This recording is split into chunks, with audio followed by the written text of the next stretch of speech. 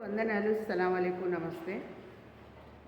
ఏలి ఉపవాసం చేసినప్పుడు దేవుడు ఆయన ప్రార్థన ఆలోచనలో హృదయంలో కలిగి ఆయనకు మాంసపు ముక్కను రొట్టె ముక్కను పంపించాడు.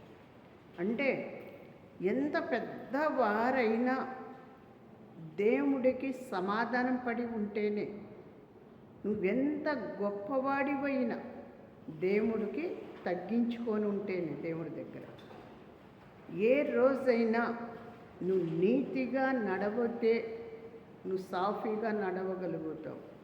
నువ్వు నీతి తప్పాలి, నేను నడవగలుగుతాను అనుకుంటే నువ్వు నీతి తప్పిన వాడివి, నీకు నీతి తప్పినట్టే ఉంటావు. నీ ఎదుగుదల దేవుడు చూస్తున్నాడు, నీ మంచి మార్గము దేవుడు చూస్తున్నాడు, నీ కష్టాలు దేవుడు చూస్తున్నాడు, నీ ఫలితం దేవుడు చూస్తున్నాడు, నీకు ఏ అవసరమో దేవుడు చూస్తున్నాడు.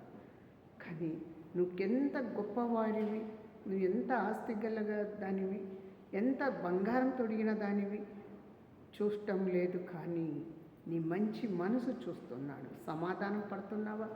అందరికీ నువ్వు సమాధానం పడి ఉంటున్నారా? మీరందరూ ఉంటున్నారా? సమాధానం పడి ఉండాలి. కుటుంబాల్లో కానీ బంధువులు స్నేహితుల్లో కూడా మనం సమాధానం పడి ఉండాలి. ఎందుకంటే ఈరోజు సమాధానం పడని వారు రేపు దేవుడి దగ్గర కూడా రాజ్యంలో మనం వారసులు కాలేము. అందుకే మనం చాలా జాగ్రత్తగా కూడా మనం ఉండాలని గమనించుకోవాలి. ఎందుకంటే ముందు గమనించుకోవాలి. ఆయన చిత్తమైతేనే మనకు నెరవేరుస్తుంది. ఆయన చిత్తమైతేనే మనం జాగ్రత్త కలిగి ఉంటాం. ఆయన చిత్తమైతేనే మనం ఉండగలుగుతాం. కాబట్టి మనము కూడా చాలా తగ్గించుకొని ఉండాలి, మారు మనసు పొంది ఉండాలి, మంచి మనసుతో ఉండాలి. ఆకలి ముఖము మనం చూడలేము కదా. ఎవరన్నా వచ్చి అమ్మ అంటే పెట్టకుండా మనం ఉండలేము కదా. మనం ఉండ దాంట్లోనే మనం పెట్టాలి కదా, సమాధానం పడాలి కదా, వాళ్ళని హక్కున చేర్చుకోవాలి కదా. హక్కున చేర్చుకొని మనము కూడా దగ్గరలో ఉండాలి. అందుకోసమే అందరికీ కూడా ప్రార్థన చేస్తున్నాను, అందరి కొరకు చేస్తున్నాను. మీరు కూడా చేయండి, నేను కూడా చేస్తున్నాను.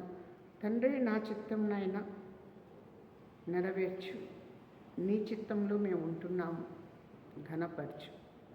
రాకపోకల్లో తోడుగా ఉండి ప్రతి బిడ్డల్ని దీవించి మంచి ఆరోగ్యంతో, మంచి సమాధానం, ప్రేమతో, మంచి సంపాదనతో తండ్రి కుటుంబాలు ప్రతి కుటుంబానికి మీరు నడిచి ఆశీర్వదించి, ప్రతి గ్రామానికి, ప్రతి విలేజ్లకు, ప్రతి మండలానికి మీరు నడిచి, ప్రతి దేశానికి నడిచి ఆశీర్వదించండి. ఘనమైన కార్యం మీరు జరిపించండి, మేలు చేయండి. యేసు నామంలో అడిగి వేడుకుంటున్నాం తండ్రి, ఆమేన్.